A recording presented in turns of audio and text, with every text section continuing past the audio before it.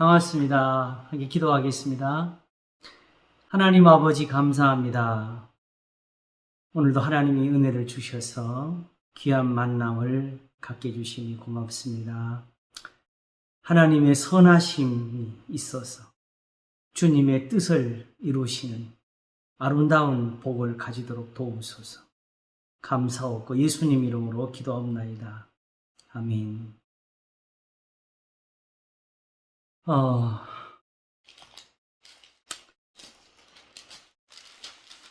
히브리서 10장을 원래 이제 뒷부분을 아무래도 한 번 더 보면서 정리를 해야 된다 생각을 했는데, 보면서 보니까 앞에 부분도 한 번 더 정리를 해가는 게 필요하다는 생각이 들어요. 오늘은 처음부터 한번 좀 보도록 하겠습니다.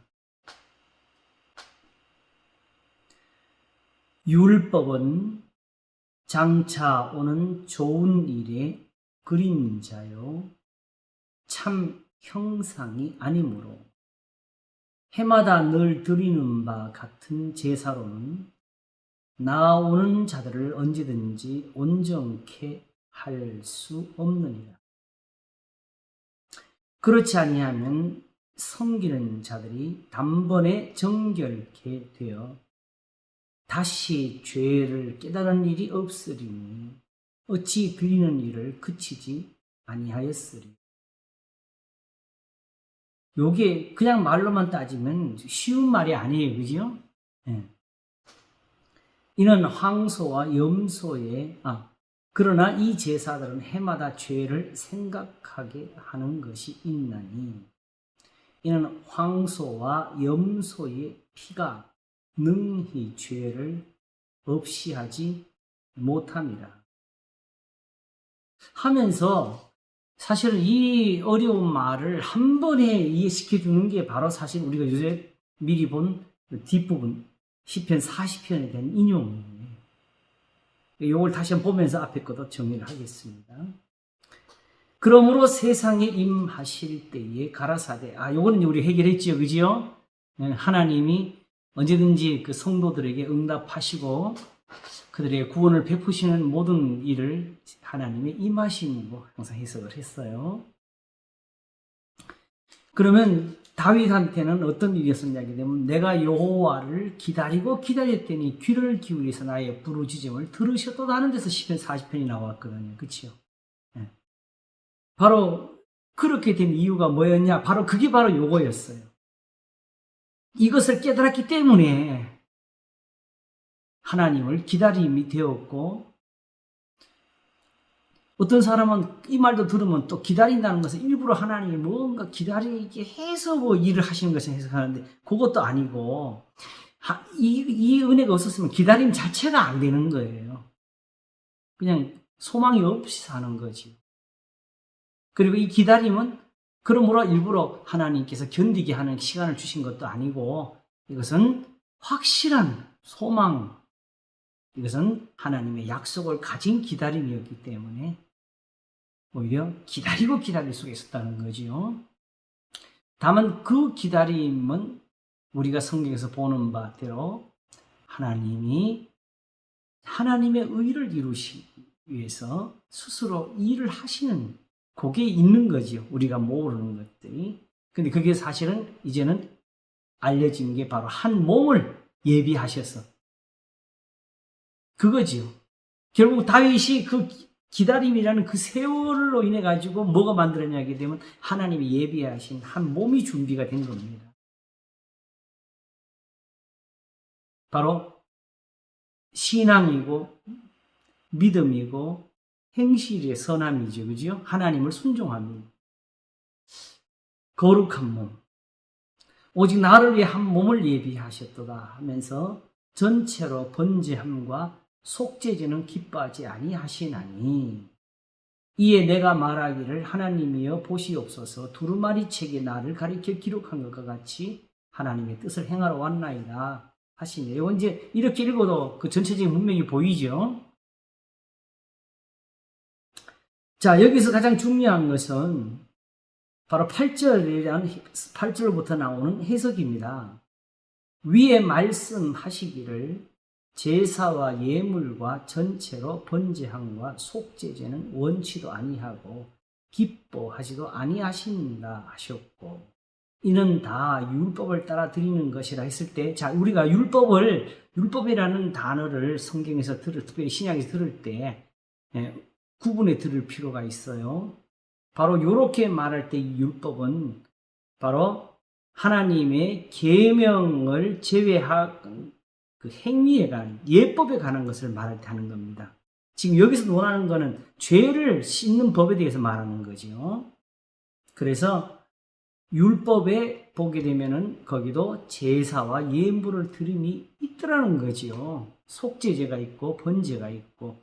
지금 예수님을 가르치는 이유는 결국은 우리가 하나님의 은혜로 속죄를 얻는다는 그걸 가르치는 거잖아요. 이걸 지금 그 삼위일체를 잘못 해석해 가지고 자꾸 그 예수님을 하나님 앞에 하나님과 같은 분을 위해서 경배의 대상으로 만들려고 하는 분들은 큰 실수를 하는 거예요. 하나님을 직접 눈으로 뵈도 그렇게 섬겨서는 구원을 얻지를 못합니다. 이사야가 6장에서 외친 게 뭐예요? 하루도 나에 나는 망하게 되었다 그랬잖아요. 지금 오늘 우리 중에서 이사야보다 나은 사람이 누가 있겠어요? 하나님을 보고 하나님께 절을 하고 하나님께 기도하고 하나님께 빌어서 구원받는 사람은 없습니다. 오직 하나님께서 허락하셔서 흰옷을 입게 하신다는 그 말씀처럼 예수 그리스도의 피 흘리신 은혜로 말미암아 우리를 새롭게 하시는 그 사랑이죠. 하나님의 계명의 사랑이 없이는 이런 구원이 이루지를 못합니다. 그러므로 지금 여기서 논하고자 하는 것은 그 점에 대해서 논하는 거예요. 왜냐하면 그리스도인들은 더 이상 이런 번제나 속죄제를 드리지 않거든요. 성전에 나가는 일도 없고 제사장을 필요로 하지도 않잖아요. 그럴 때 유대인들 입장에서 볼 때는 이건 엄청 큰 충격이지요. 지금 교회에서도 이렇게 목사님들을 만나보게 되면은 그냥 이 정도가 아니고 조그만 자기의 신앙의 그 관점 하나의 차이를 가지고도 엄청나게 충돌을 해요. 뭐 이단도 아니야, 이거는. 그냥 자기의 그 설교하는 관점이나 교회에서 목회하는 그 관점에 대해서 자기는 자기대로 이걸 성공을 했다고 하게 되면 다른 사람의 것은 다 그걸 또 무시를 해요. 그 자리에서 바로 까는 걸 내가 봤어요. 근데 유대인들에 있어가지고 그리스도인들이라는 것은 이방인들보다도 더 악한 거예요. 이방인들은 그냥 자기 신에게 제사하는 것 뿐이지 구체적으로 그 성전을 그 헐어라든가 그 율법을 바꾼다든가 이런 건 없잖아요. 근데 그리스도인들은 같은 데서 나와가지고, 그치요? 네. 한 하나님을 섬기면서 저들의 예법들을 다 버릴 것으로 배설물로 만들었다. 이게 그냥 이렇게 하면 말로만 하면 이 정도만 해도 사실 어려운 건데도 그렇게 그냥 뭐 그런가 보다 할 수 있지만 실제로 그 사람들이 입장에서는 정말 그거는 못 받아들일 것들이에요. 오직 하면 사도 바울이 그리스도인들을 죽이는 데 앞장을 섰겠어요.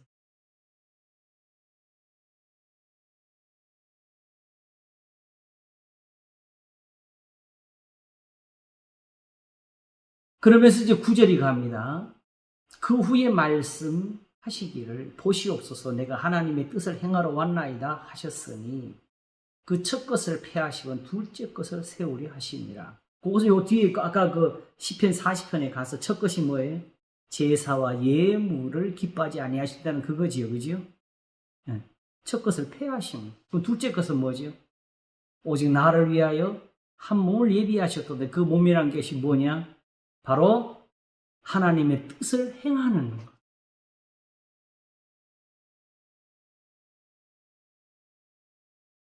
하나님이 다윗에게 이런 은혜를 베푸셨는데 이제 예수님 믿는 사람들이 어느 쪽의 은혜를 얻어야 되겠어요? 하나님께서 지금 모든 사람들에게 은혜를 베풀려 하실 때에 이제 이 다윗에게 주신 은혜를 패해버리고 오히려 거꾸로 하나님이 기뻐하지 않는 것을 가르쳐야 되겠어요? 오히려 은혜를 주시는 쪽으로 가야 되겠죠. 그러므로 하나님의 뜻은 어디냐? 첫째 것은 패하는 것이고 둘째 것은 세우는 것이고. 그러면 예수님이 오셔서 뭘 하셔야 되겠어요? 하나님의 이 뜻을 따라서 둘째 것을 세워주셔야 되겠지요. 그렇죠? 네. 하나님의 뜻은 패할 수가 없는 것이.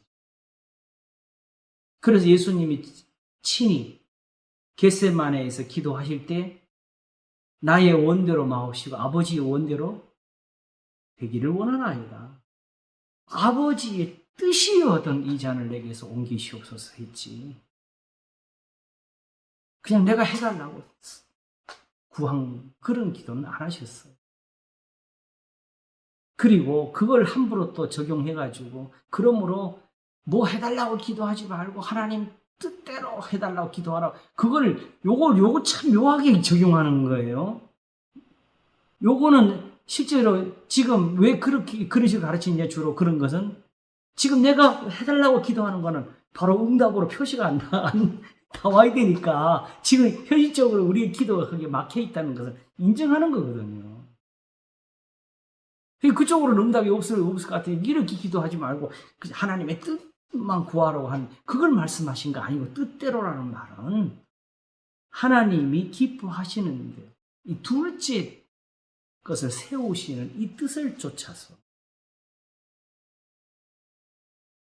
그래서 예수님도 결국은 이렇게 자기를 드리는 것이 하나님 아버지의 뜻이라는 것을 아시고 나의 원대로 마옵시고 아버지의 원대로 되기를 원하나이다 한 것이고 이제 성경이 이렇게 해서 하나님의 뜻을 구하게 하시는 것은 이게 바로 오히려 하나님이 우리의 기도를 이루시는 길이라는 거지요. 그냥 기도를 많이 해서 이루는 것이 아니고 주여를 부르짖어서 소리를 질러서 이루는 것이 아니고 이미 기도를 들으시고 이루시는 일은 하나님이 이제 정하시는 게 아니고 이미 태초에 다 이루어진 것이고 그래서 오늘 이제 뒤에 예레미야 31장도 다시 보게 될 건데 시간이 되면 결국 하나님이 하시는 것은 해와 달을 하나님이 공중에 세우셨는데 그 규정을 피할 수가 없다고 그랬어요. 그렇죠? 그와 같이 하나님이 이스라엘을 위해서 세우신 규례가 있잖아요. 다시 돌이키면 산다고. 이 하늘에 있는 거, 하늘, 달과 별 세운 이 규정을 피할 수 있다면 이것도 피할 수 있다 하신 것은 그걸 못 피하면 하나님의 계명도 피할 수가 없다는 거죠. 그게 살아있기 때문에 이스라엘이 버림이 안 되는 겁니다. 그냥 나는 이스라엘을 살릴 거다 이런 것이 아니고 그들을 돌이키겠다는 뜻이에요. 새롭게 하겠다는 뜻이죠. 그러므로 이 뜻을 조차 예수 그리스도의 몸을 단번에 들으심으로 말미암아 우리가 거룩함을 얻었노라. 이제 보니까 이 거룩함을 우리가 다 아는 말인데도 이때 이걸 좀 짚고 넘어가셔야 되는데 이걸 안 한 것 같아요. 자, 그러면 잘 보세요. 하나님께서 기뻐하신 것은 제사와 예물이 아니고 이 두 번째 것이잖아요. 그죠? 그러면 첫 번째 것을 하나님이 왜 주셨겠어요? 오히려 이걸로 두 번째 것을 세우시려고 한 거지. 처음부터 그것도 거기 있었던 거지.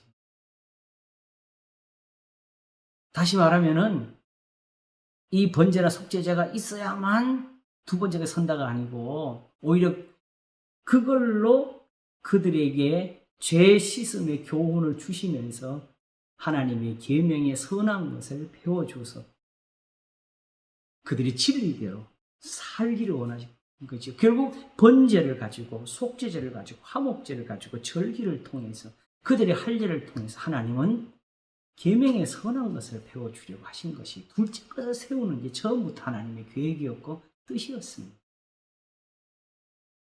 결국 여기서 하나님의 뜻을 그들이 떠나니까 이사야 1장이 써진 거 아니겠어요? 아직 우상에게 가기 전에. 그래서 하나님께서 거기서 정말 첫 것을 폐하시는 말을 하시면서 안식일도 이제 싫다 하셨고 그들의 손을 들고 기도하는 것도 보지도 않고 듣지도 않는다 하셨고 재물을 가져오지 말라고 하셨고 오직 선행을 배우라고 하셨어요.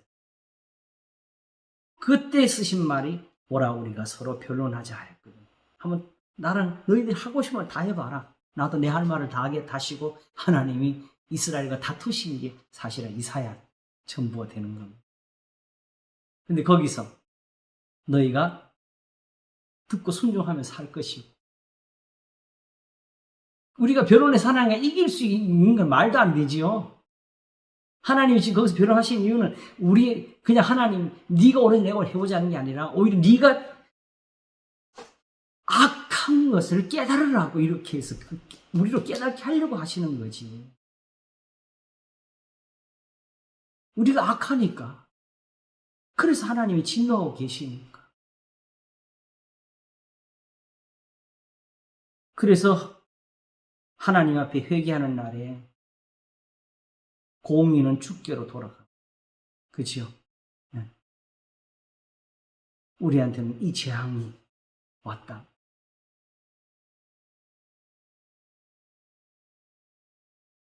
어디서든지 이런 해석을 하면 우리가 정말 하나님 앞에서 영원한 장님이 됩니다. 그냥 하나님의 백성들이 고난을 받으니까 하나님이 못 참겠다고 건져주신다. 이런 식으로. 근데 그 해석이 첫째가 뭐가 문제냐면 첫째는 거기서 우리의 죄를 빠뜨리고 해석하는 거예요. 하나님의 진노를 빼고 해석하는 거예요. 그러면 거꾸로 또 무슨 일이 벌어지냐 하게 되면 또 예루살렘 탈환, 십자군 전쟁 같은 싸움을 교인들이 져야 된다.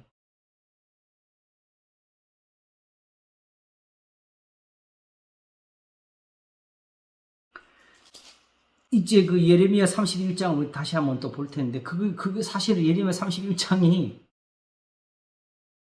다시 한번 보게 되면 그 앞에 30장이 있고 30장 바로 전에 우리가 잘 아는 29장 예레미야의 편지가 있어요. 그 편지를 가지고 하나님이 말씀하시는 거예요.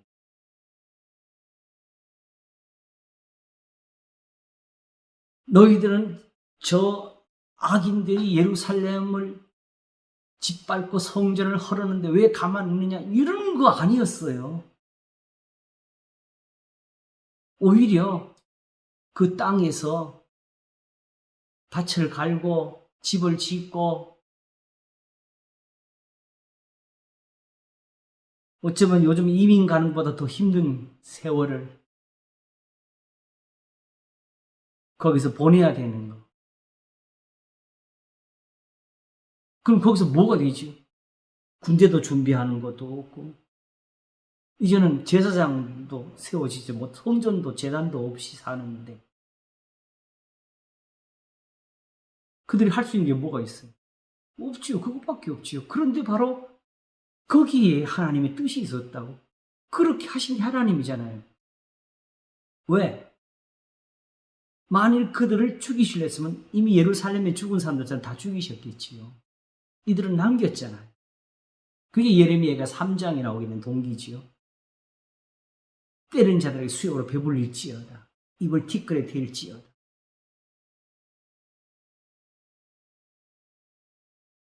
사람이 젊었을 때 잠잠히 멍에를 매는 것이 좋으니 하나님 메우셨습니다. 그러므로 우선은 미가 6장에서 말한 것처럼 매를 순위받고 그것을 정하신 자를 순종하는 것부터 배워가는 게 이게 돌이킴이고 이게 회복이지요. 그래서 하나님께서 지금 거기서 이스라엘 하는 것은 지금 그 바벨론 땅에서의 그 삶을 하나님이 내리신 그 재앙을 순위받는 순종으로부터 가는 거예요. 그래서 예레미야가 그 편지를 내린 이유는 그 편지로 이래가지고 이제 그 고통을 더하는 게 아니라 오히려 거기서 거짓 선지자들이 유행을 하면서 하나님이 곧 돌아가게 하신다, 돌아가게 하신다, 이 거짓말을 하니까 하나님의 능력을 거기다 터뜨리니까 하나님께서 오히려 그들을 살리려고 그들의 말을 믿지 마라. 70년이 차야 돌아간다. 내가 너희들이 이렇게 하는 건 너희를 향한 나의 생각은 내가 안 하는 너희 장래에 소망을 주려는 것이다. 평안을 주려는 것이다.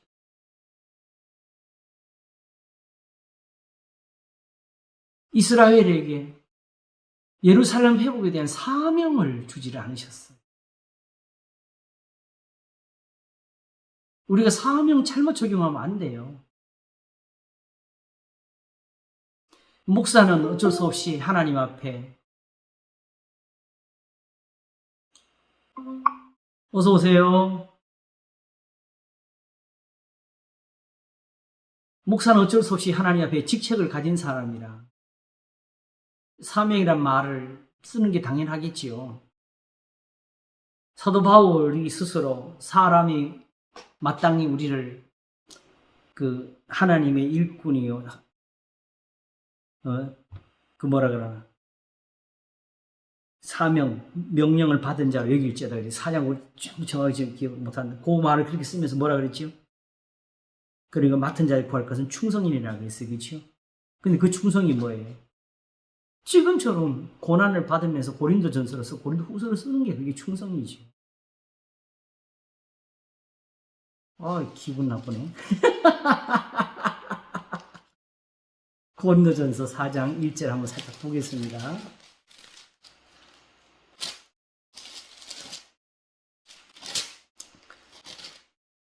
사람이 마땅히 우리를 그리스도의 일꾼이 요거 하나를 놓쳤네. 하나님의 비밀을 맡은 자로 여길지어다. 그리고 맡은 자를 구할 것 충성이 이걸 우리는 교회에서 교인들에게 쓰는데 안 돼요. 나한테 쓰는 말이야. 목사가 자기한테 써야 될 말이에요. 어떤 충성? 하나님의 비밀을 맡은 자로서요. 다시 말하면 우리는 성경을 얻었어요. 하나님. 그걸 가르치는 걸 맡은 거지요.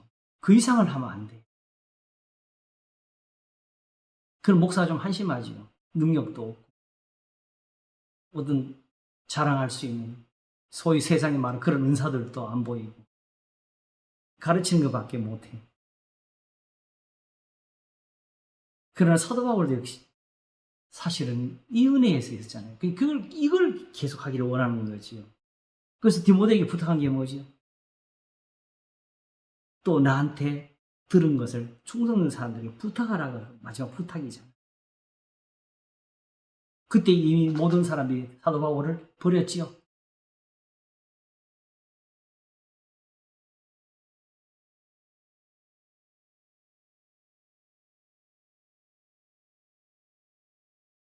그러므로 하나님께서 오히려 거꾸로 이스라엘에게 그림자와 같은 것이지만은 그 그림자가 그래서 헛된 일을 하겠느냐? 아닙니다. 무슨 죄를 지었든지 사함을 얻으리라면서 주셨어요. 그 그림자, 좋은 일에 대한 그림자로서 하나님은 참된 일을 하셨다고. 바로 그런 제사가 그들이 있게 되는 이유. 오히려 이미 그 율법에는 둘째 것이 있어가지고 그런 것이었죠. 다윗이 이 둘째 것을 말할 때 어디에서 얻었어요? 두루마리 책에 나를 가리켜 기록한 것이 있나이다. 다윗 시대 때 두루마리는 율법밖에 없잖아요. 우리가 보는 사무엘은 이제 쓰여지 때인데 기록상의 순서로 보게 되면 다윗이 살아있을 때 일부를 썼으면 썼을 것이고 그렇지 않으면 다윗이 사후에 쓰여질 것이들이잖아요. 그렇죠? 다윗의 모든 일생을 다 적었습니다. 그러므로 다윗에게 있는 말씀은 두루마리, 율법이었어요.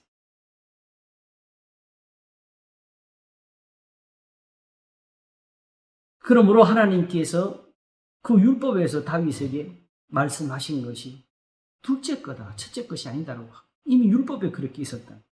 그러므로 처음부터 하나님께서 그런 항소와 염소의 피가 능히 죄를 씻지 못하는데도 그들이 그걸 능히 죄가 씻겨질 수 있었던 것은 그 항소와 염소의 피로 드리는 제사가 오히려 둘째 것으로 세워질 수가 있어서 그랬던 것이지.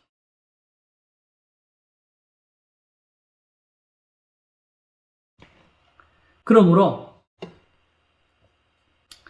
이제 10절이 말하기를 이 뜻을 조차 예수 그리스도의 몸을 단번에 들이심으로 말미암아 우리가 거룩함을 얻어노라 하는데 이 거룩함에 대해서 한 번 더 분명히 해야 될 거지만 한 번 또 짚고 가겠습니다. 왜 그러냐게 되면 이게 굉장히 중요해서 근데 이거 박혀야 되겠어요. 거룩함이라는 것은 제가 처음에 그 원어를 접했을 때는 충격이었어요. 처음에는 그냥 거룩함 그러면 단순히 어떤 종교적인 의미로서 그냥 우리가 아는 개념 속에서 받아들였는데, 예, 성경에 있는 말, 언어의 뜻을 좇으니까 구별하다.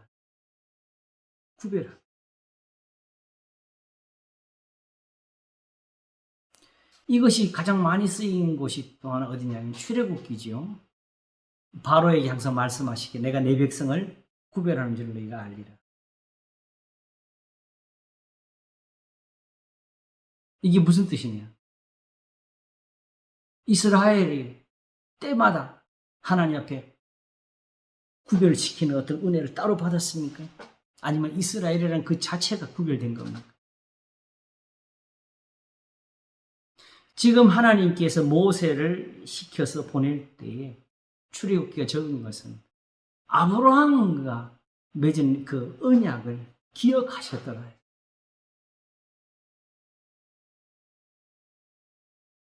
거룩이라는 것은 무엇이냐? 하나님이 우선 내가 거룩하니 너희도 거룩할지어다 하셨잖아요. 하나님 어디서 거룩하신가? 어디서 구별이 되는가지요? 첫째는 하나님은 지금 말한 것처럼 이 첫째 것은 필요가 없는 분이다. 근데 거꾸로 우리는 항상 이 첫째 것에 관심을 가지잖아요. 그치요? 하나님은 내가 무엇을 가지고 여호와 앞에 나아가며 높으신 하나님께 경배할까? 내가 번제물 1년 된 송아지를 가지고 그 앞에 나아갈까? 여호와께서 천천의 수양이나 만만의 강수 같은 기름을 기뻐하실까? 내 허물을 위해서 내 맏아들을, 내 영혼의 죄를 위해서 내 몸의 열매를 바칠까? 여기서만 고민하니까 하나님의 뜻을 모르는 거야. 그보다는 호세아 14장에서 말씀하신 거, 너는 말씀을 가지고 돌아오라. 이걸 모르는 거지. 그러므로 하나님 원하시는 것은 나를 위해 한 몸을 예비하신 것. 다시 말하면 거룩한 행실을 원하셔. 왜 이게 거룩이라는 말로서 이렇게 모든 게 표현되어야 되냐게 되면 본질적으로 하나님 앞에 나아가는 이유가 뭐냐? 번제나 속죄제가 왜 그들에게 소중했느냐? 하나님께 나아가기 위한 것이잖아요. 왜 나아가요? 가서 구원을 얻기를 위한 거지요. 복을 받기를 원하는 거지요. 그들의 기도가 연락되기를 원하는 거지요. 그런데 우리가 하나님 앞에 항상 행하는 것은 세상에서 배운 것. 이렇게 신한테 무엇을 바치는 것, 드리는 것. 오늘도 교회 예배를 그렇게 해석을 하게 되면 큰일 납니다. 사실 따져놓게 되면 지금 우리 예배는 하나님께 드리는 게 없어요. 성가대가 찬송 좀 부른다고, 노래 잘 부른다고 그게 하나님 앞에 드려질 만한 노래가 될까요? 지금 노래를 잘 부르는 걸 따지게 되면은 성가대끼리도 시합을 또 해야 될 것이고, 그 어느 교회 성가대가 더 잘 부르느냐 또 시합도 해야 되지요. 그리고 실질적으로는 정말 성악에 대한 전문 교육을 받은 사람들이 훨씬 더 잘하지요.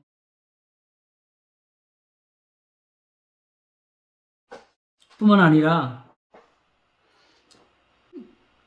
우리의 기도도 그러하고, 더군다나 예배의 전체 비중을 차지하는 것은 설교잖아요.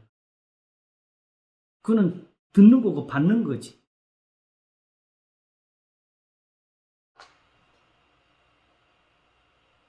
단지 어떤 예배의 어떤 의식과 참여의 그 의를 가지고 하나님께 드림이 있다고 해서 내가 하나님을 섬긴다, 내가 믿는다고 하게 되면 우리 큰 착각을 한 겁니다.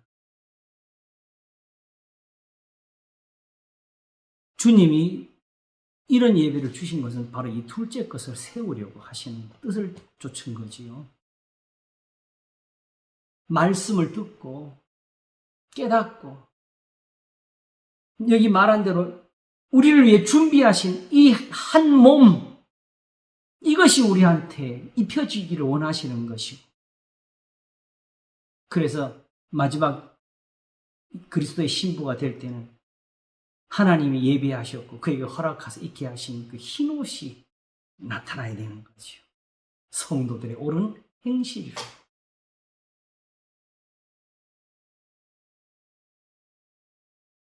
그러므로 하나님이 이와 같이 하나님을 섬길 수 있는 다른 것이 없는 하나님이시라는, 이게 거룩이에요. 하나님께 드려서 기쁘시게 드릴 사람은 아무도 없다. 하나님은 그런 것을 받을 필요도 없고, 하늘과 땅을 지으신 분이 왜 집이 필요하고, 사람에게 생명을 주시는 분이 왜 사람에게 뭘 받아야 되겠어요? 이 교회를 섬김도 헌금을 드리는 거 다 새롭게 해석을 해야 돼요.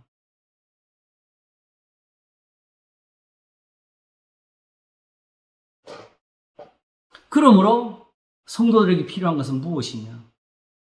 이 하나님이 거룩하신 것처럼 우리도 거기에 맞는 예배가 필요한 거지요.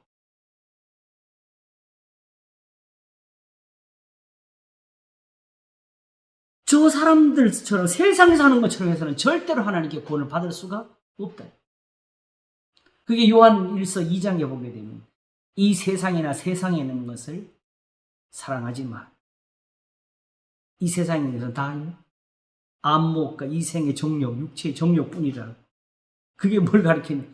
오락하고 뭐 이런 걸 말하는 게 아니었어요. 물론 우리가 어떤 잘못된 범죄를 저지르는 그런 것은 당연히 거기 막는 그거는 범죄에 해당하는 것이고, 여기서는 예배에 관한 것을 말하는 거예요. 서로 사랑함이 없이도 하나님 앞에 예배는 드리고 사니까 그 말을 하는 거예요.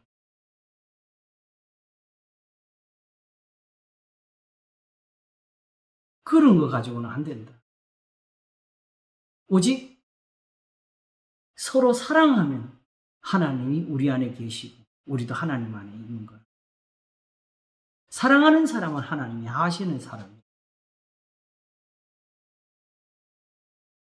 그리고 이런 사람은 범죄치를 않게 하신다. 여기는 죄가 없다. 왜냐하면 여기는 그리스도의 피 흘린 이 제사가 살아있는 곳이니까. 그래서 중요한 것은 궁극적으로 지금 유대인들이 드리는 예배와 성전에서 쌓는 단과 이와 같이 그리스도인이 되어가지고 하나님 앞에 드리는 이런 성김과 사이에서 어느 것이 하나님 앞에 구별된 것이, 하나님께 맞는 것이냐.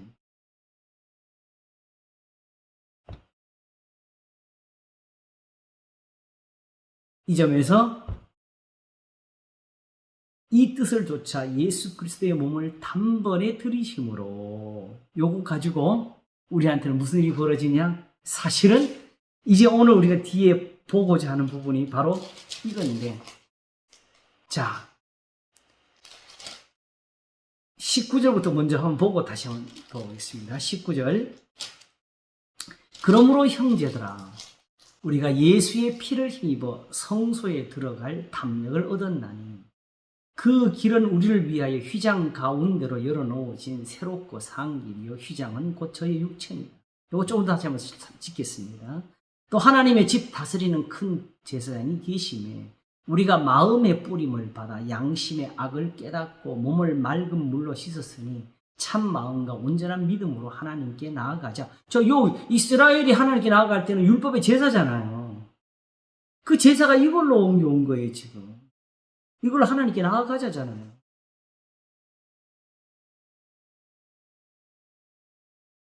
또 약속하신 이는 믿으시니, 다시 말하면 이게 우리가 해석을 한 것이 아니고 하나님 말씀에 기록되어지고 약속되어진 말씀이다.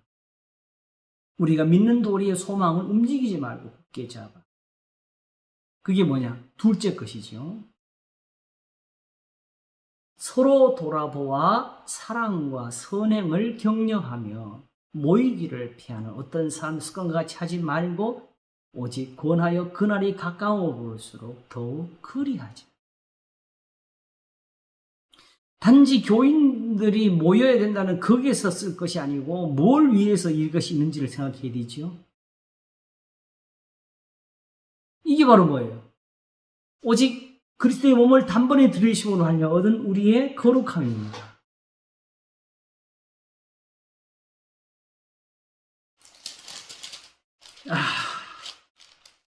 그리고 중요한 것은 이렇게 거룩함을 얻었는데 이 거룩하게 된 자들을 어떻게 하나님 은혜 가운데 두셨느냐?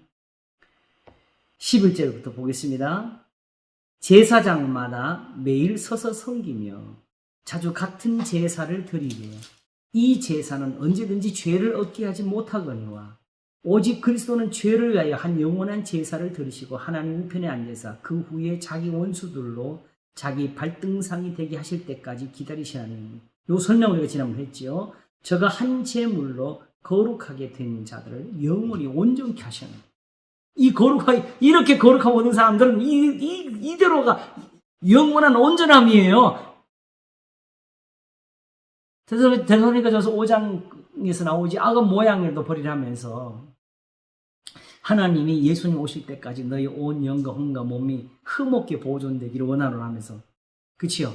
하나님 앞에서. 근데 하나님이 미쁘시니까 하나님이 친히 이루실 거라고. 그게 뭐예요? 이대로 예수님 앞에 얻은 이 거룩함만 있으면 된다는 거지요. 근데 이제 이 설명을 한 번 더 이렇게 하면 돼. 데살로니가전서 4장을 우리 잠깐 한번 보겠습니다.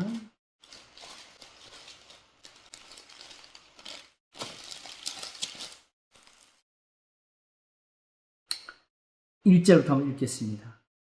정말로 형제들아, 우리가 주 예수 안에서 너희에게 구하고 권면하노니 너희가 마땅히 어떻게 행하며 하나님께 기쁘시게 할 것을 우리에게 받았으니 곧 너희 행하는 바 더 많이 힘쓰라.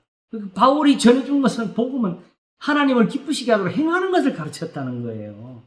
우리가 주 예수로 말미암아 너희에게 무슨 명령으로 준 것을 너희가 아느니라. 하나님의 뜻은 이것이니 너희의 거룩함이다. 근데 그 거룩함이 뭐냐? 곧 음란을 버리고 각각 거룩함과 존귀함으로 자기의 안에 취할 줄 알고 하나님을 모르는 이방인같이 세격을 좇지 말고 이 일의 분수를 넘어서 형제를 해하지 말고 이는 우리가 너희에게 미리 말하고 증거한 것과 같이 이 모든 일에 주께서 신원하여 주시니 하나님이 우리를 부르시면 부정케 하심이 아니요 거룩케 하시니 그러므로 저버리는 자는 사람을 저버림이 아니요 너희에게 그의 성령을 주신 하나님을 저버림이니.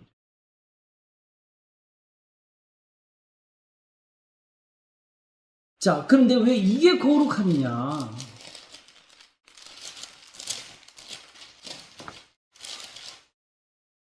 이게 왜 거룩함이냐? 이렇게 해서는 하나님 앞에 예배가 없다는 거지. 이렇게 해서는 기도가 끝났다는 거지. 그래서 베드로전서 3장에서 뭐라 그랬어요? 자기 안위를 더 연약한 자로 알라 그랬지요? 그렇지 않으면 너희 기도가 막히는 거라고.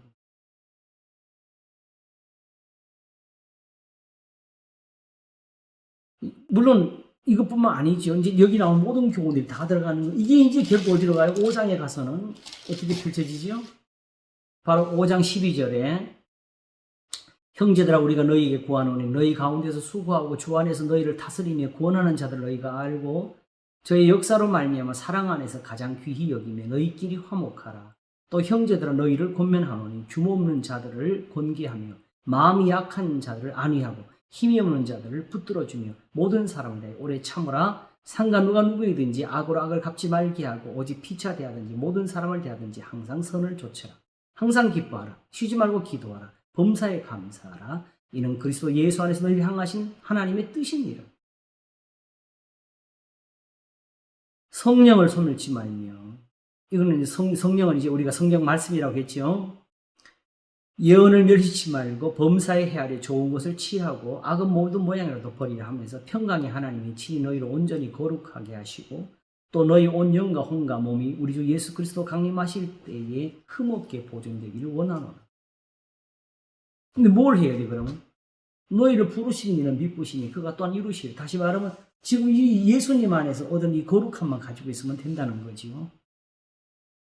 그러면 이 거룩함이 완전해. 이걸로 하나님이 우리를 완전케 하신다는 거지요. 잠깐만요.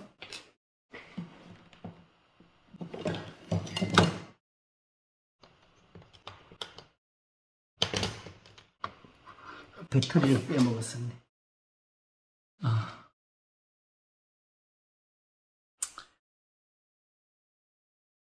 그러므로 중요한 것은 사실은 마지막에 주님 앞에 이렇게 나타나는 거예요.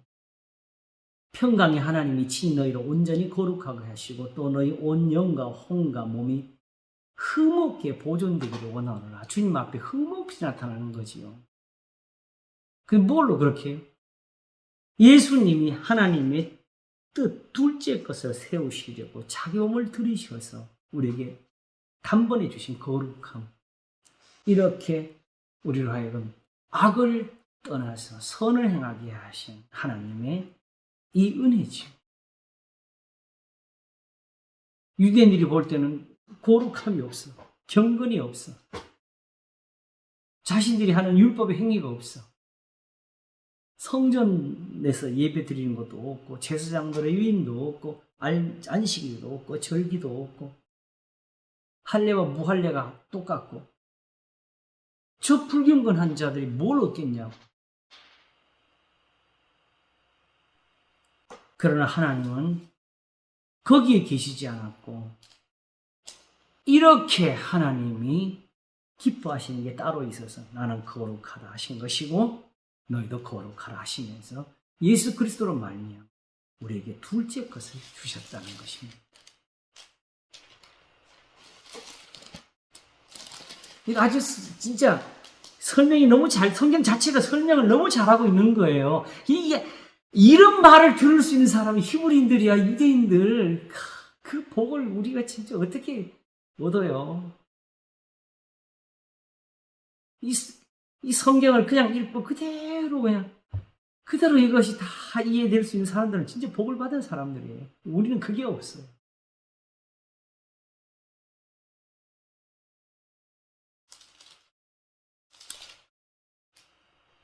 주여. 15절을 한번 보겠습니다. 또한 성령이 우리에게 증거하시되 또 주께서 가라사대 그날 후로 저희와 세울 언약이 이것이라 하시고 내 법을 저희 마음에 두고 저희 생각이 기록하리라 하신 후에 또 저희 죄와 저희 불법을 내가 다시 기억지 아니하리라 하셨으니 이것을 사하셨은즉 다시 죄를 위해 제사 드릴 것이 없는 이 말의 뜻이 뭐게 되겠어요? 결국 하나님이 새겨주신 이 법만 있으면 된다는 거죠. 이 법이 이 마음에 기록될 때는 하나님이 죄를 사하시고 주신 거예요. 영원한 속죄를 가지고 하신 거예요. 근데 이 법이라는 것이 결국 뭐예요? 새로운 법입니까? 아니면 원래 있는 법입니까? 살리는 거죠. 원래 있는 법이죠. 근데 그 법이 어떻게 새겨지느냐? 우리가 잠깐 그 흔적을 31장에서 한번 보겠습니다. 예레미야 31장. 주여.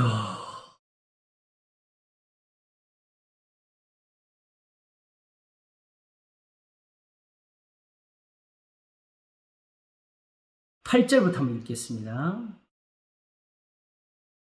보라 내가 그들을 북편 땅에서 인도하며 땅 끝에서부터 모으리니 그들 중에는 소경과 절뚝발이와 잉태한 여인과 해산하는 여인이 함께하여 큰 무리를 이루어 이곳으로 돌아오되 울며 올 것이며 그들이 나의 인도함을 받고 강구할 때에 내가 그들로 넘어지지 아니하고 하숫가의 바른 길로 행하게 하리라.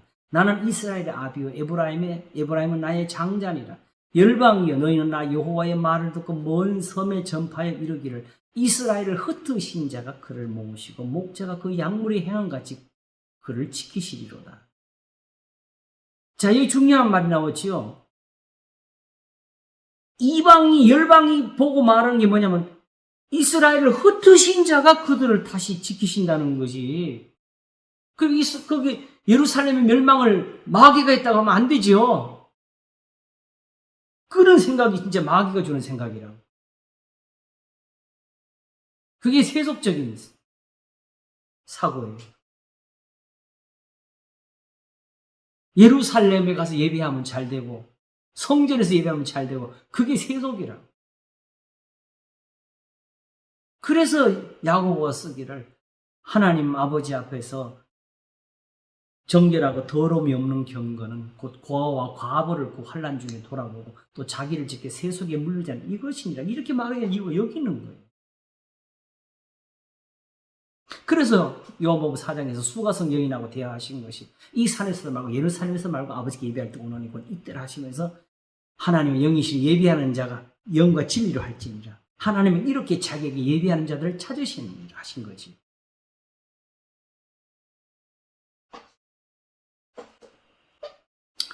자, 11절을 계속 읽겠습니다. 여호와께서 야곱을 속량하시되 그들보다 강한 자의 손에서 구속하셨으니 그들이 와서 시온의 높은 곳에서 찬송하며 여호와의 은사가 나오네. 은사가 이러네. 여기는 곧 곡식과 새 포도주와 기름과 어린 양의 때와 소의 때에 모일 것이라. 그 심령은 물된 동산 같겠고 다시는 근심이 없으리다 할지어다. 그때의 처녀는 춤추며 즐거워하겠고 청년과 노인이 함께 즐거워하리니 내가 그들의 슬픔을 돌이켜 즐겁게 하며 그들을 위로하여 근심한 후에 기쁨을 얻게 할 것이니 내가 기름으로 제사장들의 심령에 흡족해 하며 내 은혜로 내 백성에게 만족해 하려 여호와의 말이니라. 14절의 의미를 조금 풀겠습니다. 제사장이 기름을 가지고 뭐 해요? 그건 제단에다 태우는 거잖아. 특별히 기름은, 그지요? 근데 그게 왜 제사장들의 심령이 흡족하게 되지? 이것만 하는데도 하나님이 자기 손으로 축복하는 것에 축복을 주시고, 그치요? 그가 손을 들면 그들의 죄가 사해지도록 하시는 그런 은혜를 보면서 쭉 하는 거지. 이거는 이 율법에 있는 번제와 속죄제만 하더라도 세상에 있는 제사로 말하게 되면 너무 빈약하고 보잘것없는 거예요. 내 은혜로 내 백성이 만족해 하리라. 그러니까 바로 여기에 제사장의 심령이 흠족하면 되는 거죠. 여기서 나온 게 바로 15절이에요. 나 여호와가 이같이 말하노라. 라마에서 슬퍼하며 통곡하는 소리가 들리니 라헬이 그 자식을 위하여 애곡하는 것이라. 그가 자식이 없으므로 위로받기를 거절하는도다. 근데 여기서는 이 말을 어디에 쓰냐면 그러므로 이제 하나님이 위로하시는 겁니다. 나 여호와가 이같이 말하노라. 내 소리를 그만히 울지 말며 내 눈을 금하여 눈물을 흘리지 말라. 내 일의 가품을 받을 것인지 그들이 그 대적의 땅에서 돌아오리라. 여호와의 말이라. 이게 그냥 하나님이 저놈들이 내 백성을 괴롭혀서 내가 원수를 갚아줄까 이 말씀하는 거 아니지요? 하나님이 진노하신 일에서 하나님이 그들을 다시 새롭게 하시고 그들을 거룩하게 돌이킨다는 뜻이죠. 그래서 나 여호와가 말하노라. 너의 최후의 소망이 있을 것이 너의 자녀가 자기들의 경내로 도래를 하실 때에 18절과 19절이 나옵니다. 에브라임이 스스로 탄식함을 내가 점령히 들었노니 이르기를 주께서 나를 징벌하시매 멍에 익숙지 못한 송아지 같은 내가 징벌을 받았나이다. 저 원수 같은 놈들이 나를 괴롭혔습니다. 아니고 내가 징벌을 받았습니다를 깨닫게 되고 주는 나의 하나님이 여호와시니 나를 이끌어 돌이키소서 그리하시면 내가 돌아오겠나이다 하고 내가 돌이킴을 받은 후에 뉘우쳤고 내가 교훈을 받은 후에 내 볼기를 쳤사오니 이는 어렸을 때의 치욕을 징고로 부끄럽고 욕됨이니라. 이게 바로 마음의 법이 새겨지는 거죠. 하나님의 법을 이렇게 깨달은 거지요. 하나님의 말씀을 어겨서 하나님의 진노를 받았는데 하나님이 우리를 돌이키셔서 인도하시니까 다시 이 법을 지켜서 우리가 살았다고.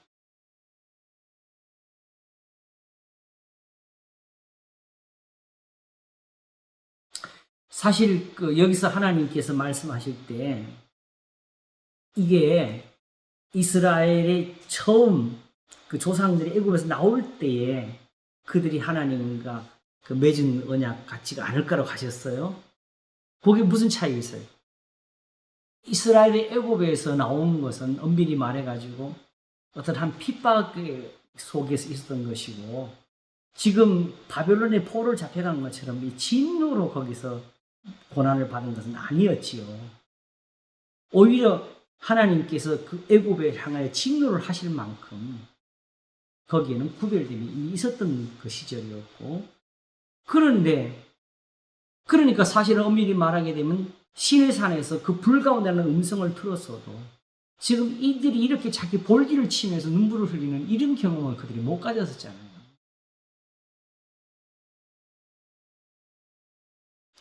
그래 결국 하나님이 내가 그들의 주가 되고 남편이 되어서 나를 버렸지만 이제 이들한테는 안 그럴 거라고 하시는 게 이거지요.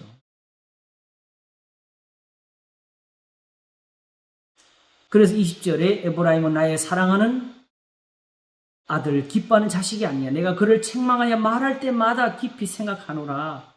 그러므로 그를 위해 내 마음이 측은한즉 내가 반드시 그를 긍휼히 여기리라. 여호와의 말입니다. 어떻게 처녀 이스라엘아 너를 위해 길표를 세우니 너를 위해 표목을 만들고 대로 곧 내가 전에 가던 길에 창념하라. 돌아오라. 내 성읍대로 돌아오라. 돌이키라는 거예요. 우리가 돌아갈 길이 어디냐? 전에 행하던 길로 다시 가는 거. 폐역한 딸아 내가 어느 때까지 방황하겠느냐. 여호와가 새 일을 세상에 창조하였느니 그 여자가 남자라는 이 부분은 제가 해석을 못하겠어요. 네. 함부로 이걸 기독론지는 이런 식으로 적용시키지 마세요. 모르는 말입니다. 그러나 내가 볼 때는 이 시대 사람들은 이걸 알아들을 수 있는 표현이 나온 겁니다.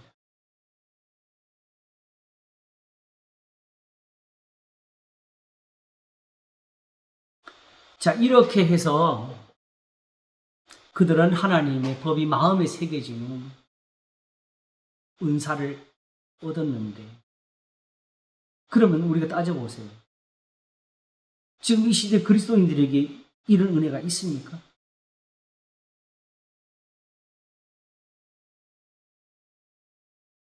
나는 이제 예수님이 주님이시고 예수님이 나를 왜 죽으시고 나 그거 확실해.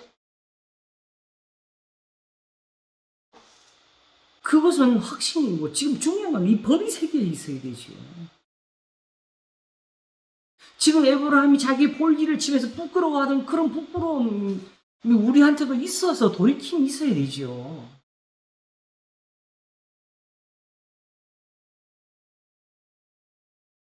함부로 이런 걸 가지고 그냥 그 신약 성경에 갖다 끼워 맞추고 기독론, 구소사적, 언약신약 이런 식으로 끼워 맞추면 안 돼요.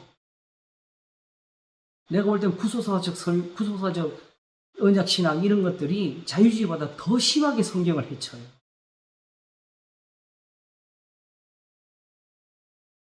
이럴 때 우리가 기억해야 될 것은 욥하고 욥의 친구인데 그냥 간단하게 저는 충고를 드리고 싶어요.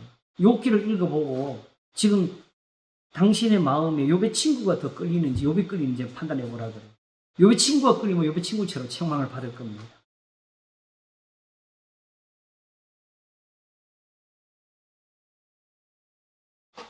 성경이 기록을 해줘도 내가 부딪혀서 넘어져야 합니다.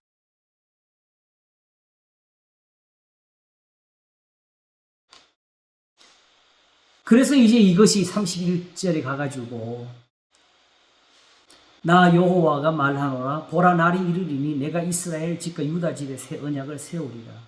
나 여호와가 말하노라 이 언약은 내가 열조들의 손을 잡고 애굽 땅에서 인도하여 내던 날에 세운 것과 같지 아니할 것은 내가 그들의 남편이 되었어도 그들이 내 언약을 파하였습니다. 나 여호와가 말하노라 그러나 그날 후에 내가 이스라엘 집에 세울 언약은 이러하니 곧 내가 나의 법을 그들의 속에 두며 그 마음에 기록하여 나는 그들의 하나님이 되고 그들은 내 백성이 될 것이라. 자, 하나님의 법이 기록이 되어 가지고 하나님은 그들의 하나님이 되고 그들은 하나님의 자녀가 되고 그렇죠? 그리고 이걸 신약 성경에 가져오면 고린도후서 6장이 나오게 되죠. 우리는 살아계신 하나님의 성전이라면서 주께서 가라사대 내가 저희가 두루 행하여 나의 백성이 되고 나는 저희 하나님이 되리라 하신 거. 그리고 그게 결국 7장 1절에 가서 이 약속을 가진 우리가 육가형의 온갖 더러운 자신을 깨끗하게 하자고 답을 가지지. 그러려면 그걸 또 이제부터 와가지고 또 영적인 해석을 하고 의미를 적용시키면 안 되고 그냥 고린도 후서 고린도 전서에 주는 그 교훈을 그대로 가져오면 돼요. 그걸 하자고 쓰는 거니까.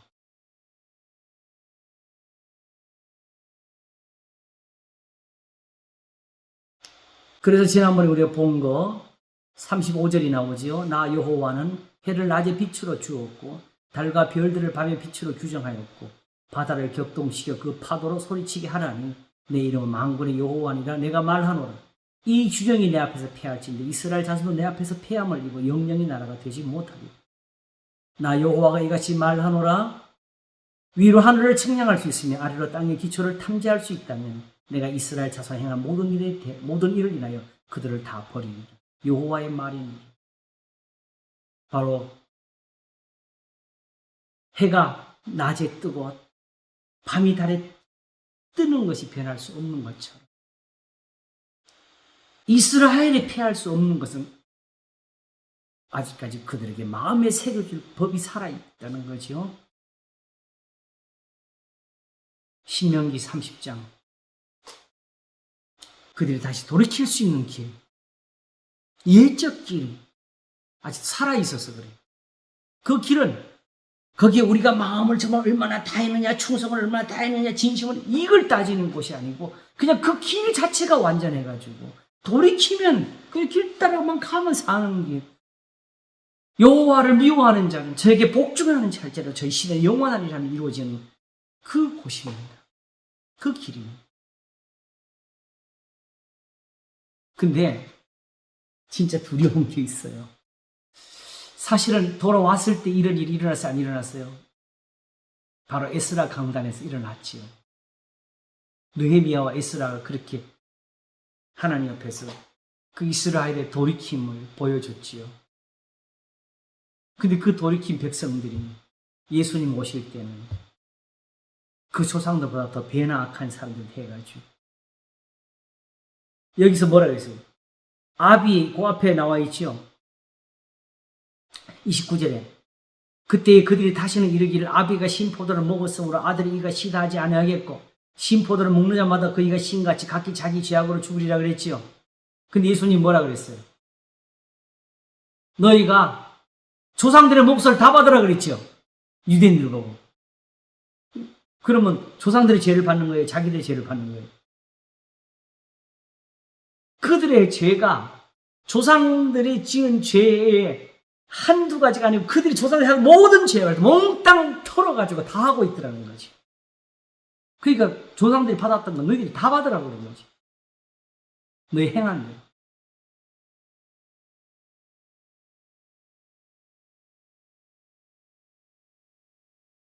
이렇게 마음에 새겨진 법을 가지고도 그렇게까지 타락할 수 있는 인간이에요.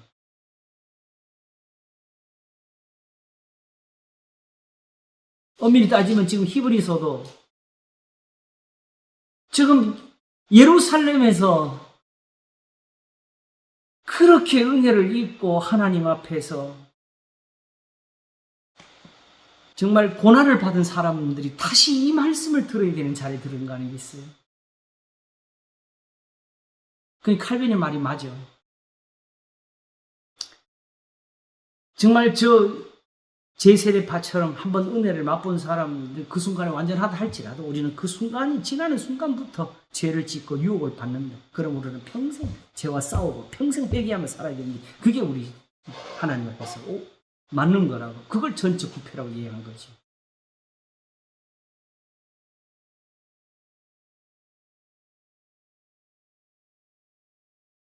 그러므로 우리에게는 이런 은사가 필요합니다. 바로 22절부터 다시 보겠습니다. 우리가 마음의 뿌림을 받아 양심의 악을 깨닫고 몸을 맑은 물로 씻었으니 참 마음과 온전한 믿음으로 하나님께 나아가자. 그게 어떻게 하자는 거예요? 바로 23절처럼 하는 거죠.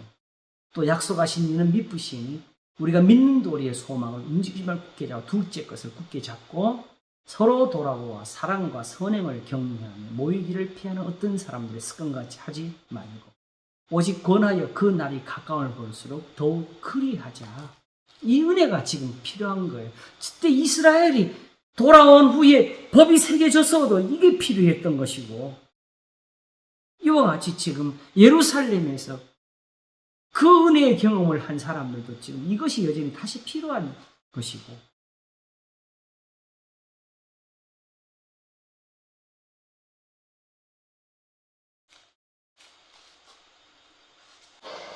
만일 언약신학이나 구속사적 해석이 이것을 버리거나 막고 있으면 그것이 진짜 악한 것이죠. 진짜로 하나님 앞에서 구속을 알았다면 이 은혜를 말해야 되죠. 하나님의 언약은 여기에 있어서 예수 그리스도께서 자기 몸을 단번에 들이심으로 우리에게 주신 거룩함, 이겁니다. 이걸로 이렇게 거룩해진 것이죠. 이것이 바로 하나님 앞에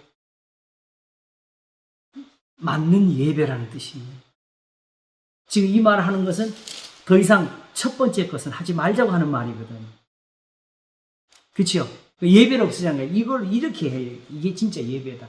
이게 로마서 12장 1절에 그러므로 형제들아 내가 하나님의 모든 자비하심으로 너희를 권하노니 이 말한 이유가 뭐냐? 구약에서 하나님이 인자를 베푸신 것, 하나님이 구원을 베푸신 모든 그 속에 오직 이게 있었다. 너희 몸을 하나님의 기뻐하시는 거룩한 산제사로 드리라. 그걸 베드로전서는 2장에서 이렇게 적었지요. 그러므로 모든 악독과 모든 계율과 외식과 시기와 모든 비방하는 말을 버리고 가난아이들 같이 순전하고 신령한 저절을 사모하라. 이는 이로 말미암아 너희로 구원에 이르도록 잘하게 하려 함이라. 이거 자체가 완전히 이것 가지고 자꾸 자라나야 됩니다. 하나님을 이렇게 배워야 됩니다. 바라면서 너희가 주의 인자하심을 맛보았으면 그리하라. 이건 누구한테 해당되는 거예요? 유대인들, 이스라엘이 가진 은사지요. 우리는 맛을 못 봤어. 성경이 우리한테 어려운 이유는 이 성경에 기록된 것들을 하나도 우리는 경험을 해보지를 못하고 우리 듣기만 하는 거예요, 지금. 그러니까 해석도 어려운 거예요.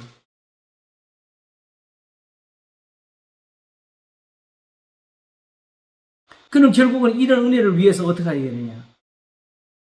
베드로전서 2장이 너희가 주의 인자하심을 맛보았으면 그리하라 하면서 사람에게는 버림바가 되었으나 하나님께는 택하심을 입은 보배로운 산돌이신 예수에게 나와 너희도 산돌같이 신령한 집으로 세워지고 예수 그리스도로 말미암아 하나님이 기쁘게 받을 신령한 제사를 드린 거룩한 제사장이 될지니라.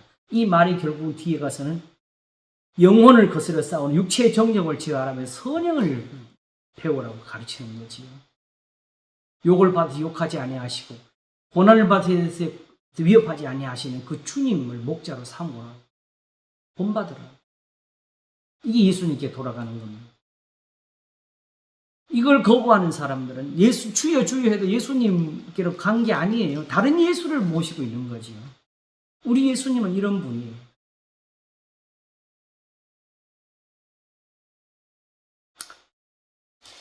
요 하나를 오늘 짚고 아무래도 다음에 남은 부분을 한 번 더 해야 되겠습니다. 자, 오늘 요걸 한 번 더 짚겠습니다. 19절부터 21절까지 20절까지. 그러므로 형제들아 우리가 예수의 피를 흘리고 성소에 들어갈 담력을 얻었나니. 문제는 성소에 나가야 되는 건 맞네요. 그지요? 네.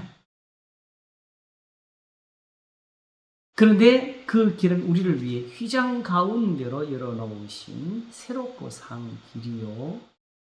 휘장은 곧 저의 육천이라 이 표현이 나왔어요. 그죠?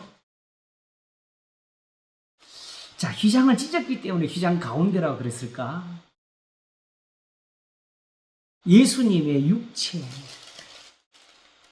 예수님 육체가 왜 여기서 휘장이 될 수 있느냐 그러면은 제가 볼 때는 신약 성경이 가지고 있는 이 시각을 가지는 게 맞을 것 같아요. 우선 요한복음 2장에서 예수님께서 그 성전에서 장사한 사람들 다 내쫓으실 때 유대인들이 말하기를 네가 이런 일을 행하니 무슨 표적을 우리에게 보이겠느냐 했죠. 2장 18절에 이에 유대인들이 대답하여 예수께 말하길 내가 이런 일을 행하니 무슨 표적을 우리에게 보이겠느냐.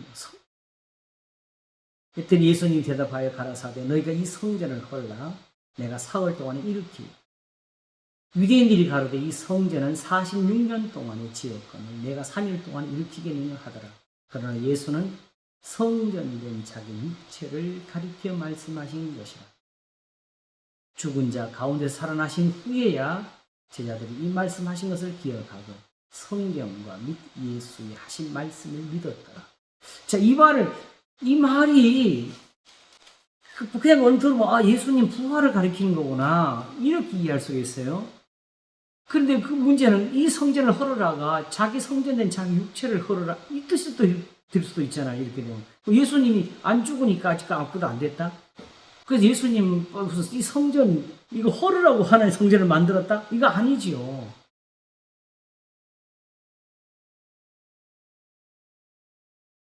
그러면 이 성전은 바로 뭐냐? 바로 에베소서가 가르쳐 주잖아요. 교회는 그의 몸이니 만물 안에서 만물을 충만케 하시는 자의 충만이라. 그리스도의 몸, 교회를 가리키는 말이었지요. 그런데 결국 고린도서 6장에서 고린도후서 6장에서 우리는 하나님의 성전이라고 나오지요. 에베소서를 우리 한번 보겠습니다. 주여. 15절부터 읽겠습니다. 1장. 이를 인하여 주 예수 안에서 너희 믿음과 모든 성도를 향한 사랑을 나도 듣고 너희를 인하여 감사하기를 맞이 아니하고 내가 기도할 때에 너희를 말하노라. 우리 주 예수 그리스도의 하나님 영광의 아버지께서 지혜와 계시의 정신을 너희에게 주사 하나님을 알게 하시고 너희 마음 눈을 밝히사 그의 부르심의 소망이 무엇이며 성도 안에서 그 기업의 영광이 풍성이 무엇이며 우리가 소망을 굳게 할 때 거기서 이미 나왔던 거죠. 둘째 것을 붙들라고 그의 힘의 강력으로 역사하심을 따라 믿는 우리에게 베푸신 능력의 지극히 크심이 어떤 것을 너희로 알게 하시기를 구하노라. 바로 지금 하나님 앞에서 그 계명의 말씀을 가리킨 겁니다. 그 능력이 그리스도 안에서 역사하사 죽은 자들 가운데서 다시 살리시고 하늘에서 자기의 오른편에 앉으사 모든 정사와 권세와 능력과 주관하는 자와 이 세상뿐 아니라 오는 세상에 일컫는 모든 이름이 뛰어나게 하시고 또 만물을 그 발 아래 복종하게 하시고 그를 만물 위에 교회의 머리로 주셨느냐 하면서 교회는 그의 몸이니 그리스도의 몸 말 그대로 나왔잖아요. 만물 안에서 만물을 충만케 하신 자의 충만입니다. 이게 바로 성전된 우리의 몸. 그래서 바로 2장에 갑니다. 2장을 가게 되면은 16절부터 한번 보겠습니다. 또 십자가로 이 둘을 한 몸으로 하나님과 화목하게 하려 하시며 원수된 것을 십자가로 여기다 한 몸이 나왔죠. 아까 그 몸이 예비하신 그 몸. 또 오셔서 먼 데 있는 너희에게 평안을 전하시고 가까운 데 있는 자들에게 평안을 전하셨으니 이는 저로 말미암아 우리 둘이 한 성령 안에서 아버지께 나아감을 얻게 하려 하시 한 성령. 성령이 하나가 되어야 되죠. 어떤 성령이죠? 바로 다윗의 성령. 이스라엘을 이끄신 성령. 바로 이스라엘에게 말씀을 주신 성령이죠. 그들을 교훈하시고 가르치시는. 그러므로 이제 너희가 외인도 아니요 손도 아니요 오직 성도들과 동일한 시민이요 하나님의 권속이라. 바로 이 성도들 이스라엘과 하나가 될 때에 우리가 지금 하나님의 백성인 거예요. 너희는 사도들과 선지자들의 터 위에 세우심을 입은 자라. 그리스도 예수께서 친히 모퉁이 돌이 되셨느니라. 그의 안에서 거물마다 서로 연결하여 주 안에서 성전이 되어가고 너희도 성령 안에서 하나님의 거하실 처소가 되기 위해 예수 안에서 함께 지어져 가느니라. 지금 하나님의 교회의 위치가 이렇게 성전이 되어가는 거예요.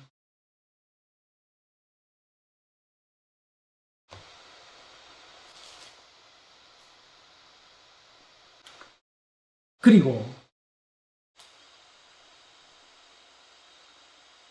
이제 이것이 3장을 거쳐 3장에도 좀 있는데 4장으로 바로 가겠습니다. 1절부터 보겠습니다. 그러므로 주 안에서 갇힌 내가 너희를 권하노니 너희가 부르심을 입은 부름에 합당하게 행하여 모든 겸손과 온유로 하고 오래 참음으로 사랑 가운데서 서로 용납하고 평안에 매는 줄로 성령이 하나 되게 하시는 것을 힘써 지키라. 몸이 하나이요 성령이 하나이니 이와 같이 너희가 부르심의 한 소망 안에서 부르심을 입었느니라. 몸이 하나이요 여기 들어가 있지요. 주도 하나이요 믿음도 하나이요 세례도 하나이니 하나님도 하나이요 하나님도 하나이시니 그 만유의 아버지시요 만유에 계시고 만유를 통일하시고 만유 가운데 계시도다 하면서 우리 각 사람에게 그리스도의 선물의 분량대로 은혜를 주셨는데, 자 11절로 바라보겠습니다. 그가 혹은 사도로 혹은 선지자로 혹은 복음 전하는 자로 혹은 목사와 교사라 주셨으니 이 직분의 공통점은 다 가르치는 겁니다. 이는 성도를 온전케 하며 봉사의 일을 하며 뭐 한다고? 그리스도의 몸을 세우려 하십니다.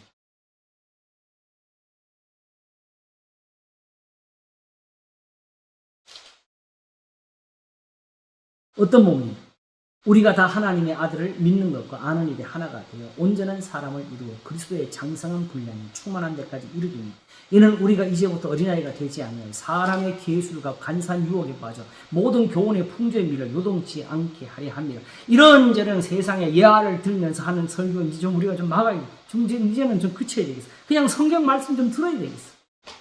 믿으면 사는 건데 무슨 감동을 받아야 돼. 오직 사랑 안에서 참된 것을 하여 범사에 그에까지 자랄지라. 이게 그리스도의 몸을 세우는 거예요.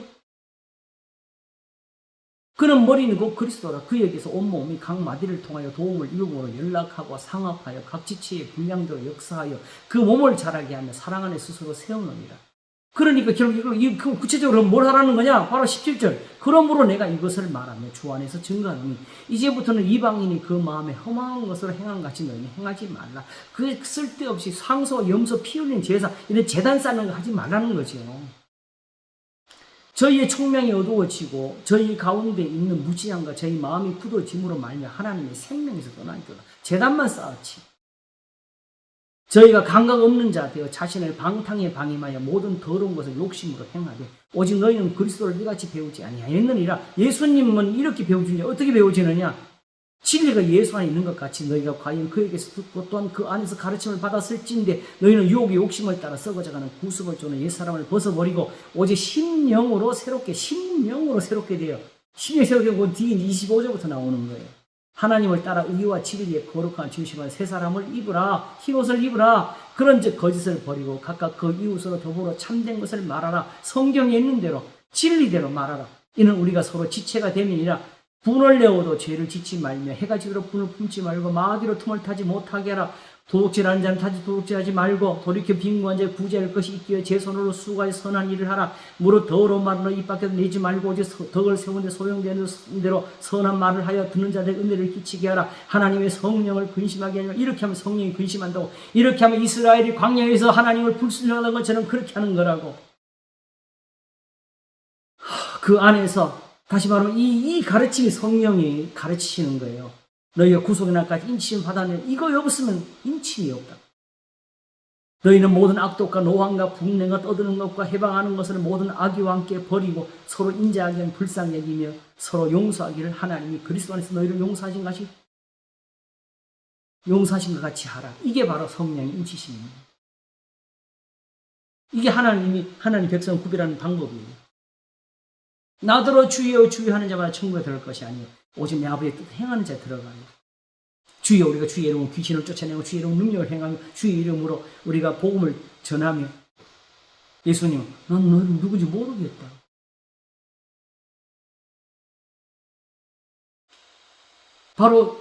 이게 바로 그리스도의 몸을 세우는 겁니다. 이런 몸 아시겠죠? 이 육체, 이게 이 휘장이라고.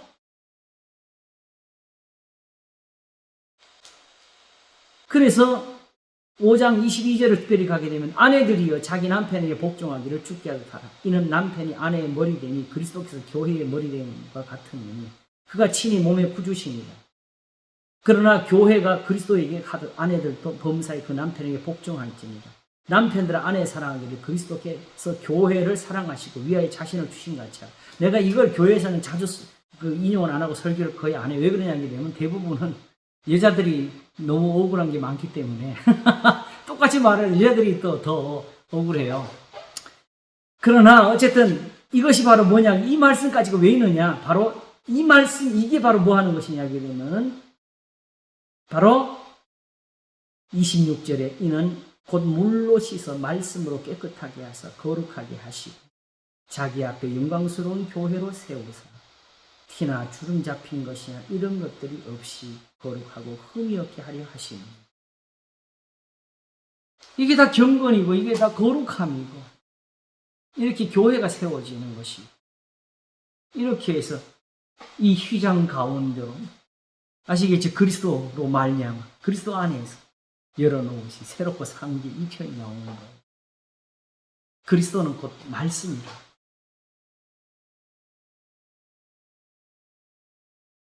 그러니까 이대로 하나님께 나아가서 사랑과 선행을 격려하며 모의를 편하던 습관같이 하지 말고 오직 그날이 가까운 것을 더 그리하면서 살자. 형제 사랑하기를 계속하자. 학대받는 자를 생각하자.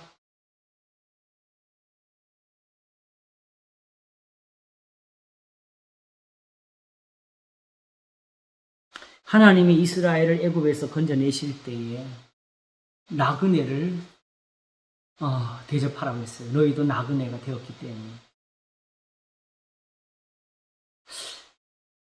그걸 생각해 보게 되면은 지금 이스라엘과 팔레스타인의 관계에서도 비록 그들의 신앙이 다른 그 문제 하나로 저들을 죽이라 멸하라, 이것은 하나님의 뜻은 아닌 것 같거든요.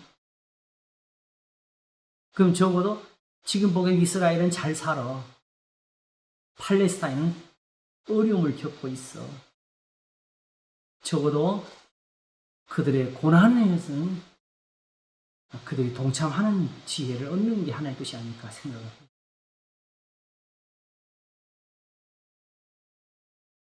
물론 팔레스타인은 그 자체로 이슬람이라서 그냥 그대로 이스라엘을 미워하는 건 그건 또 현실이기 때문에 단순한 해석은 할 수가 없는데, 그럴지라도 예수님이 하신 것처럼 너희 원수를 사랑하며 너희 미워하는 자를 축복하고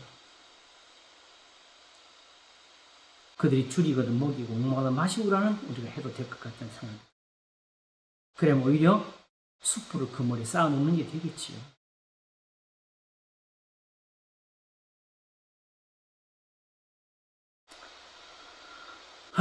주여.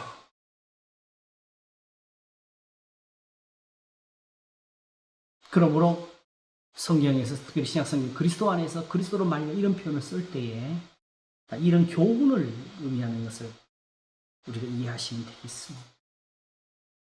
이런 것이 없는 예수님이 아니다. 왜 그래서 아까 뭐라 그랬어요? 에베소서가 오직 너희는 그리스도를 이같이 배우지를 아니하였느니라. 예수님께 배웠다면 이렇게 살. 근데 우리는 그런 예수님도 만나면 내가 경배하고 높여드리면 됐지.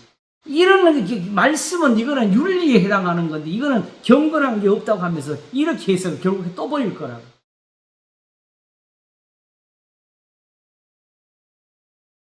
공자가 하는 말을 왜 예수님이 하고 계시냐고 이렇게 따지겠어요?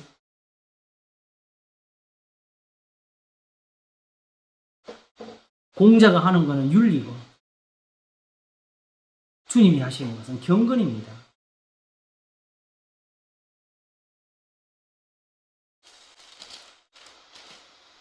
그러므로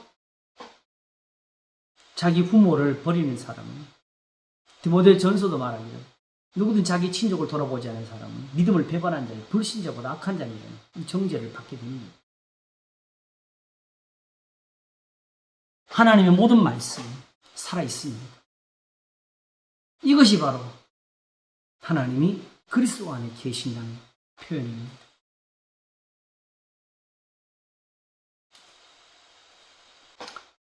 지금 우리가 예수님을 만난다면 주님이 가장 자비로우신 우리에게 바로 진노하지 않으시고 다시 이 교훈으로 우리를 새롭게 하실 겁니다.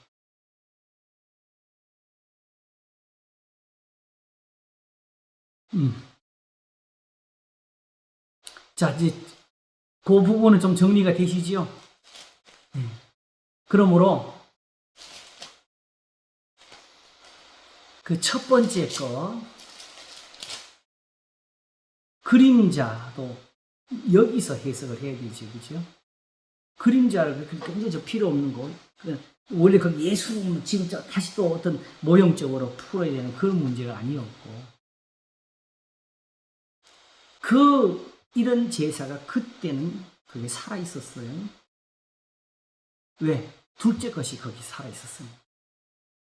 항상 처음부터 둘째 것이 그걸 세우시라고 주신 거였어요. 오히려 그들이 여기서 하나님의 은사를 맛보면서 하나님의 계명이 이런 일을 하는구나. 이걸 우리 배우는 거였지. 이거는 굳이 거기까지 다시 가야 되나 싶기도 한데 사실 내가 지금 요새 시편 143편을 하면서 할수록 그 배우는 게 더 많아져요. 했는데도 또 이거 하니까 오히려 이게 또 이 뜻이었구나 하는 게 또 배워지는 게 있는데 그래서 제가 오늘 아침에 미리 예고를 했는데 마지막에 가면은 하마터면 놓치고 했던 것 한 두 가지 나올 것 같다고. 근데 거기 하다 보니까 또 하나가 나오는데 로마서 3장에 오늘 여기까지 하고 마치겠습니다. 자, 로마서 3장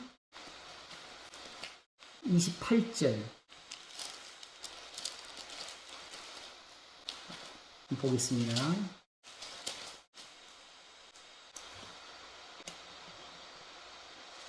28절 그러므로 사람이 의롭다심을 얻는 것은 율법의 행위, 제사나 예물을 드리는 게 있지 아니하고 할례나 무할례나 이걸 따짐이 있지 아니하고 오직 믿음으로 되는 줄 우리가 인정하노라.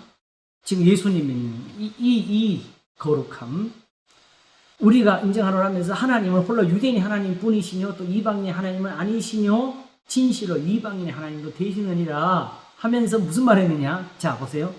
할례자도 믿음으로 말미암아 무할례자도 믿음으로 말미암아 의롭다 하실 하나님은 한 분이시라 그랬죠. 여기서 한 분을 강조하다 보니까 내가 놓친 건데 할례자도 뭘로? 믿음으로. 무할례자도 믿음으로. 그치요? 그러면 믿음이 할례를 세워요?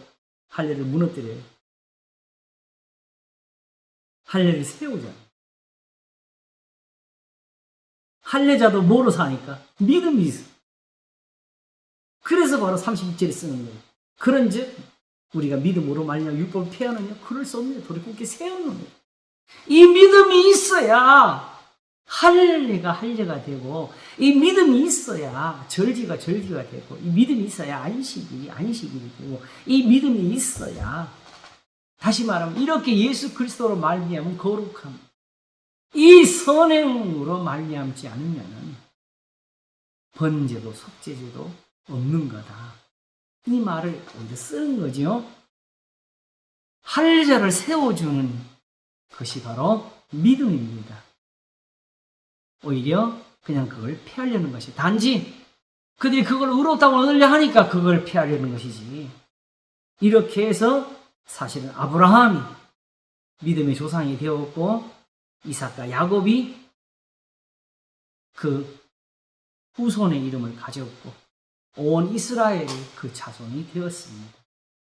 이 약속이 폐하여지지 못해서 출애굽이 일어났고, 이 언약이 있어서 다시 바벨론에서 돌아와서 마음에 법이 새겨진 데까지 하나님의 은사가 전해졌습니다. 왜 그리스도인들이 이 은사를 못 가져야 됩니까?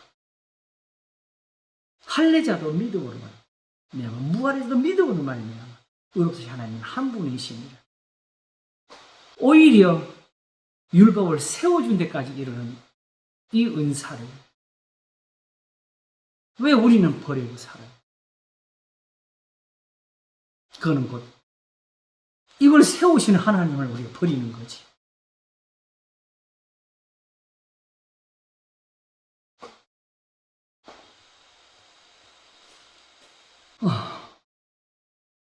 이제 우리가 성경을 이해를 했으면 이런 겁니다. 어느 부분을 읽든지 그냥 그게 나한테 막 그냥 내가 다 그대로 이해가 되고, 그대로 그냥 바로 그 선지자들 듣고 바로 사도들의 들어서 바로 내 마음이 그냥 에브라임이 볼기를 치는 것처럼 그런 회개가 일어날, 그런 것이 나한테 일어날 때 비로소 내가 성경을 이해한 거예요. 그렇게 이해하는 그 성경은 창세기를 가서도 똑같은 말씀으로 들려지게 되고, 계시록에서도 같은 것이 들려지게 되고, 어디서든지 같은 하나님, 같은 예수님이 보여야 비로소 우리가 이해를 한 겁니다. 근데 그렇지 못하면 다 물어야 돼.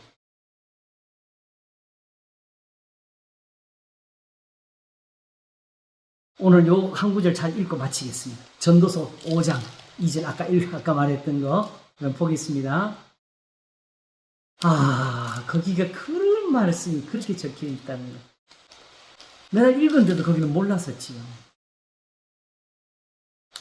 5장 1절 한번 읽겠습니다. 너는 하나님의 전에 들어갈 때에 내 발을 상달지어 가까이하여 말씀을 듣는 것이 우매자의 제사 드리는 것보다 나으니 저희는 악을 행하면서 깨닫지 못하며, 그러나 만약 오늘 하나님의 성전에서, 이 교회에서 이 선을 행하며 가르치지 못한다면 이 말씀이 안 전해진 거지요. 너는 2절에 그래서 너는 하나님 앞에서 함부로 입을 열지 말며 급한 마음으로 말을 내지 말며, 꼭 야고보서 같이 말하죠. 하나님은 하늘에 계시고 너는 땅에 있으니 네가 어떻게 하늘 일을 말하고 말해? 그죠? 요거 오직 말씀을 배우러 오라. 함부로 입을 열지 마요. 그런즉 마땅히 말을 적게 할 것이에요. 이게 뭔 뜻인지 이해가 갔어요. 점수가 마지막에 뭐라 그래요? 책을 많이 지지 말라 그러잖아요. 근데 우리는 사방에 그냥 책으로 뒤덮여 있어요. 그만큼 뭐예요? 그만큼 성경이 어려웠다는 거지. 그만큼 논쟁할 게 많았다는 거지. 다툴 게 많았다는 거지. 말을 적게 하라 그러는데 말을 하다 보니까, 그래서 뭐가 나와요? 3절에 일이 많으면 꿈이 생기고 말이 많으면 우매자의 소리가 나오는 거지. 딱 우리를 두고 하는 소리.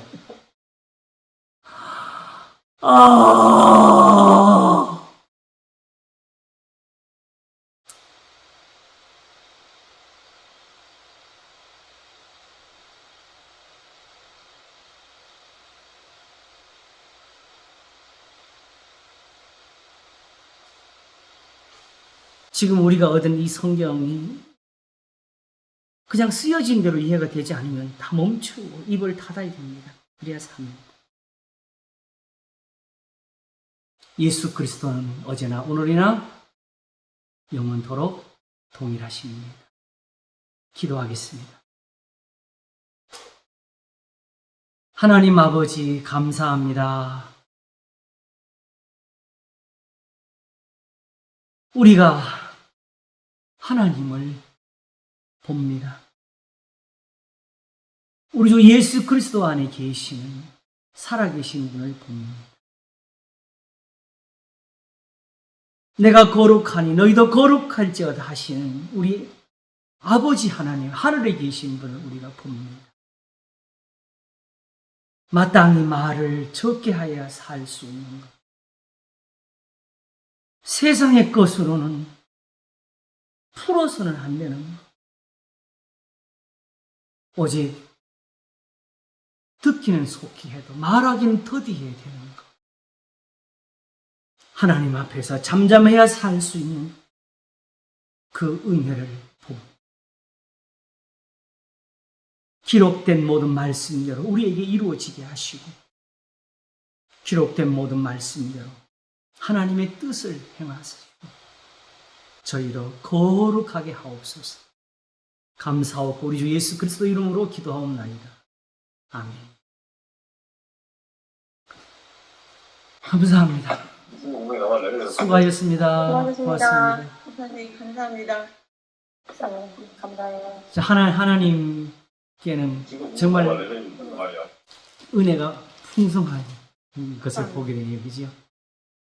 감사합니다. 감사합니다. 우리 다음 주에 또 뵙겠습니다. 건강하시고 다음 주에 네, 고맙습니다. 감사합니다. 네. 네.